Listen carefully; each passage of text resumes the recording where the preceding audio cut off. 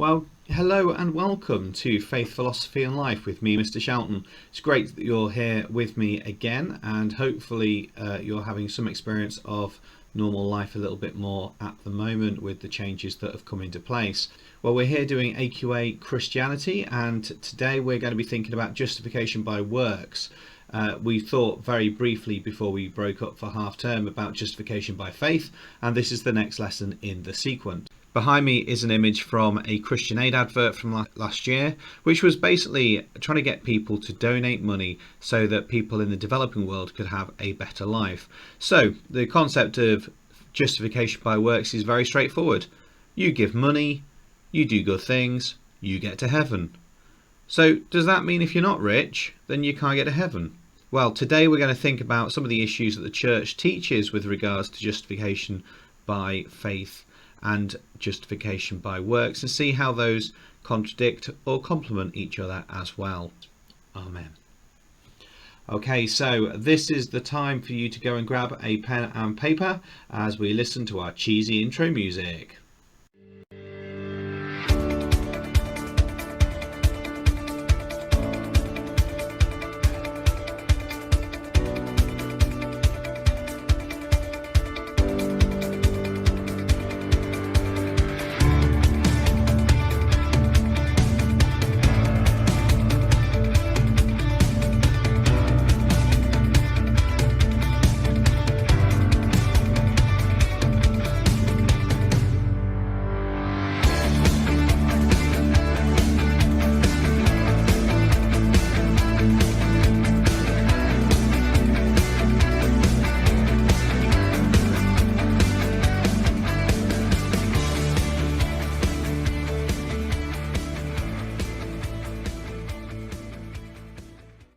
Great, thank you, cheesy intro music. So today we're going to look at what does justification by works mean. That's our title. What does justification by works mean?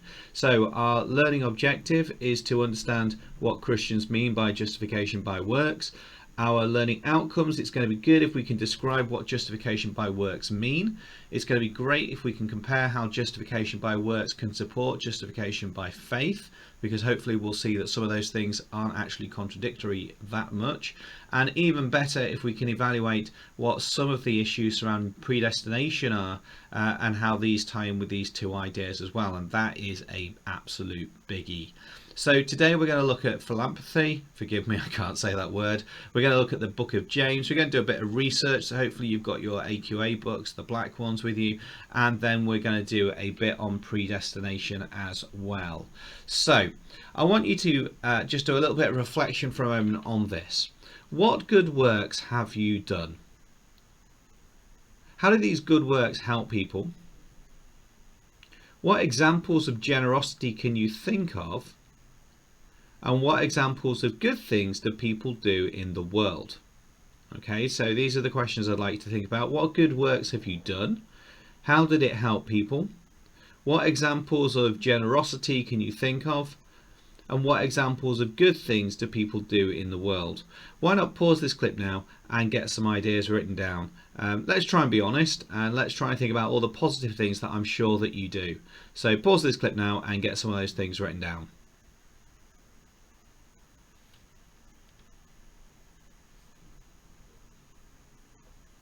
Okay, so behind me then are a list from Wikipedia of notable philanthropists. I really should have practiced saying that before I came on air to do this.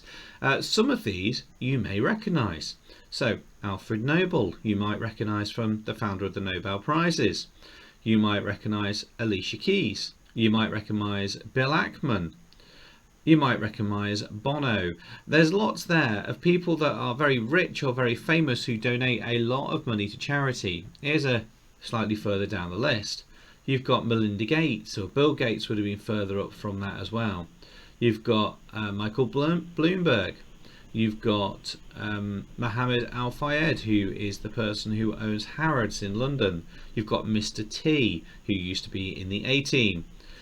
You've got Oprah Winfrey, Paul Newman. So there's lots of different people that you will have already heard about who really are very, very generous in their lives. So the big question is that if you're generous with what you've got, does that guarantee you a place in heaven? I mean, let's remember what justification by faith was. Justification by faith was dead straightforward. You believe in Jesus, you give your life to him, and you get to heaven. Doesn't matter what good things or bad things you've done, your slate is wiped clean. Justification by works, then, in essence, sounds the exact opposite. Doesn't matter what you believe, but what you donate away or what you do to help others or the good things that you do, that is what is most important. Let's look at this passage from James chapter 2 verse 14 to 26. This is in the Bible and it's in the New Testament. Some people believe that James was Jesus' brother. However, that is a little bit inconclusive in other accounts as well, because the word brother could simply mean a friend or a brother of faith. So this is what James writes. What good is it, my brothers and sisters, if someone claims to have faith but has no deeds? Can such faith save them? Suppose a brother or sister is without clothes and daily food. If one of you says to them, go in peace, keep warm and well fed, but does nothing about their physical needs, what good is it?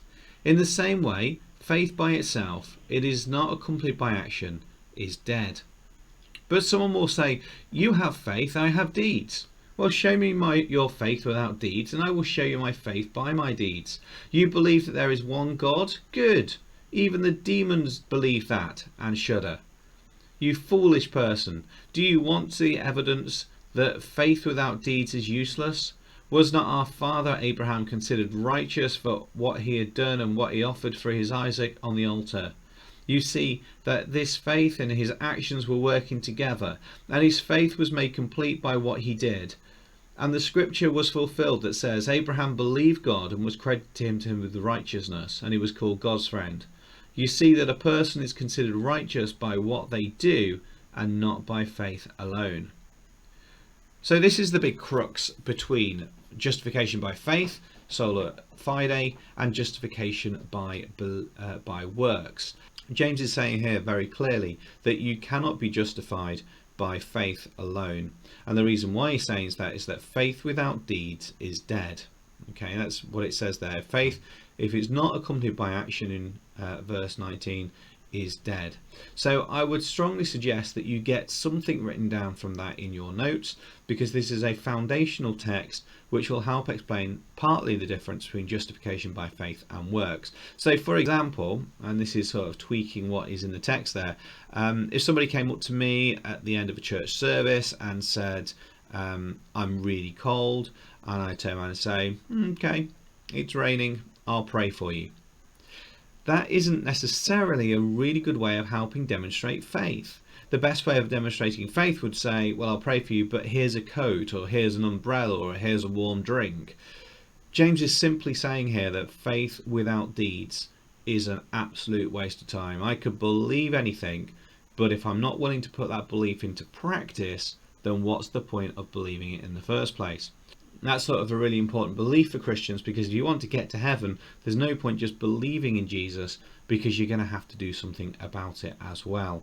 And that is where your action comes into play. So thinking to our next part then, the question that Christians need to consider is, should they prioritize good moral conduct, prioritize their faith, or prioritize both faith and works? And that's sort of the question that we would really need to consider when it comes to our work today. Should Christians prioritize good moral conduct, prioritize their faith, or prioritize both faith and works together? And I think it's really important that you get some of those things noted down as well in your books. So we've said then so far that we would understand what Christians mean by justification by works, and hopefully now you can describe what it means to be justified by works. And we're going to start meaning to considering about justification by works and how that can support justification by faith before looking at predestination a little bit more. Okay, so predestination then. Predestination is the belief that everything happens because God has determined it, and that's sort of called hard predestination. So the idea is that whatever happens has been determined and you have no option about it. You think you have free will? You don't really have any free will whatsoever, because you're doing what you've been pre-told that you're going to do. You might not realize that you've been pre-told it, but every single action that you do has been pre-told by God. And because you've not just been told it, you've been commanded to do it. You don't actually have free will. Free will is therefore an illusion. So this is a biblical text that might support predestination. This is from Deuteronomy, one of the early books in the Bible. For you are a people holy to the Lord your God. The Lord your God has chosen you out of all the peoples on the face of the earth to be his people, his treasured possession. Okay, and there's a really big issue with this, because if God has chosen you, then you don't have a choice about whether you believe or not, because God has predestined. He has presupposed that this is what you are going to do. And that is, God has chosen the Jewish people to be his people and his treasured possession. They have no choice in this. That is just what God's plan is. And that's one of the issues when it comes to predestination, because if God has selected something to do, and God's omnipotent, omniscient and omnibenevolent, then who are you to question the mind of God, let alone who are you to be able to change that opinion? So when you went to your cupboard this morning and chose what breakfast cereal that you're going to have, you might think you had free will, but actually that was predestined. The fact of what was in your cupboard limited your choice in the first place, and then God had already decided what you were going to have for breakfast. Here's another part. And we know that in all things, this is from the book of Romans in the New Testament, for we know for all things that God works for the good of those who love him, who have been called according to his purpose. For those God foreknew, he also predestined to be conformed into the image of his Son, that he might be the firstborn among many brothers and sisters. And those he predestined, he also called, and those he called, he also justified, and those he justified, he also glorified. Well, there is another huge issue. What about all those people then that are predestined to go to hell? Yeah, if people are predestined to be justified, then what about those people who aren't predestined to be justified?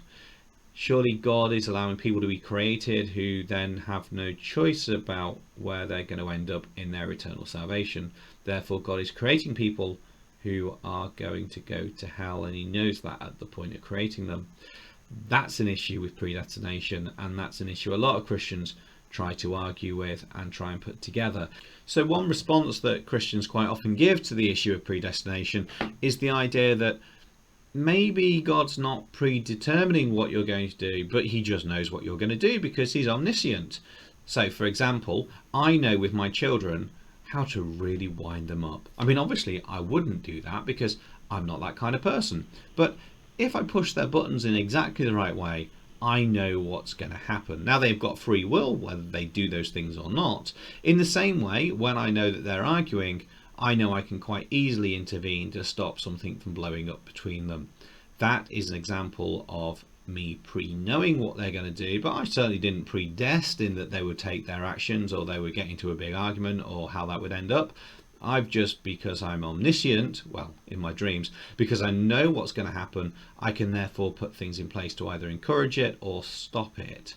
And here you've got Paul writing in the book of Romans that God foreknew those he was going to predestine, and therefore he was going to justify it as well. And there comes a big issue for the reasons we've already spoken about. Now, the idea that God pre-knowing something, even though he doesn't determine it, that becomes known as soft predestination. So the idea that you can be aware of something but still not necessarily influence it to occur.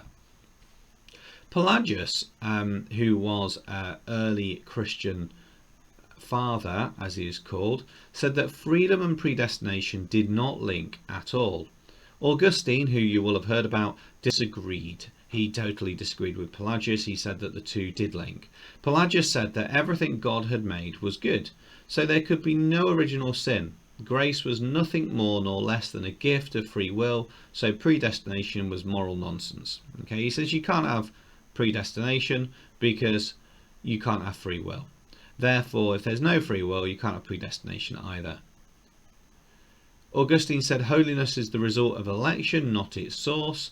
And then there's this idea that double predestination, which we've spoken about already. Some are destined for heaven through faith. Some are destined to condemnation in hell. And then that brings us to the inconsistent triad, which we've looked at already this year, which is, well, what about the concept of hell? If God is omniscient, omnibenevolent and omnipotent, he could stop evil and suffering, but he doesn't, and therefore why, if he is predestining some people to go to hell, is that really fair? So let's look at some potential solutions to this. Remember what John Hick said. Now, you may not have covered this yet, and that's absolutely fine because normally it's a year 13 topic, but John Hick is what's known as a universalist. Okay, he says that God is a God of love.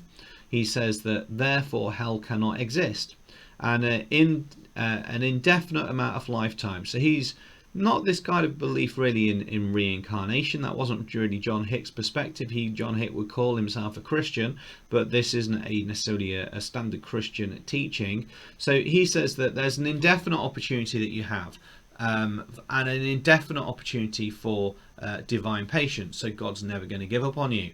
And there's a belief in John Hick's theodicy that everyone will accept God. Okay, everyone at some point in their eternal life will accept God, and that's why he's known as a universal salvationist. Okay, it's universal salvation.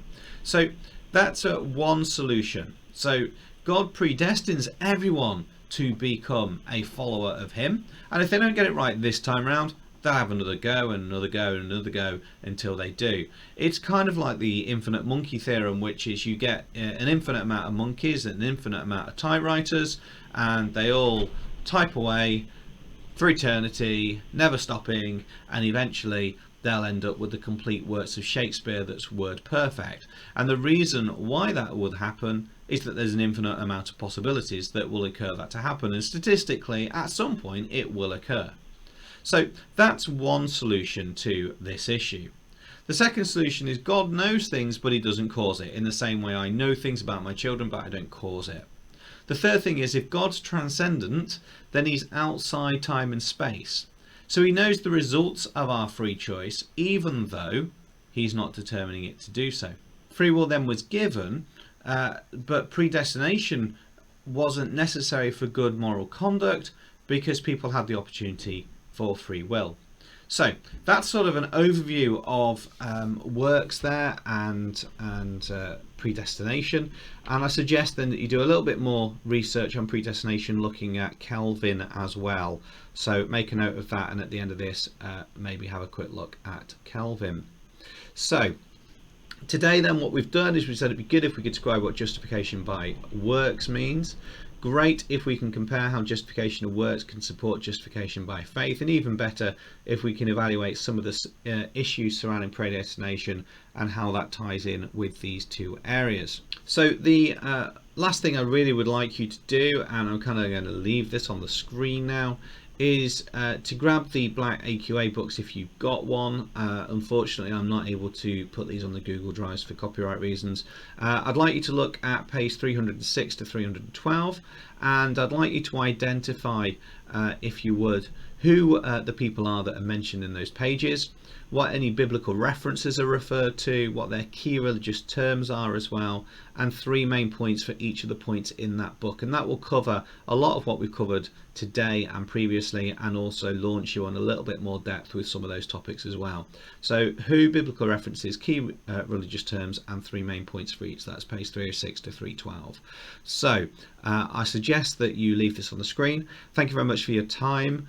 Take care, God bless, stay safe, wash hands, stay alert indeed, and hopefully see you soon. Thanks for your time today.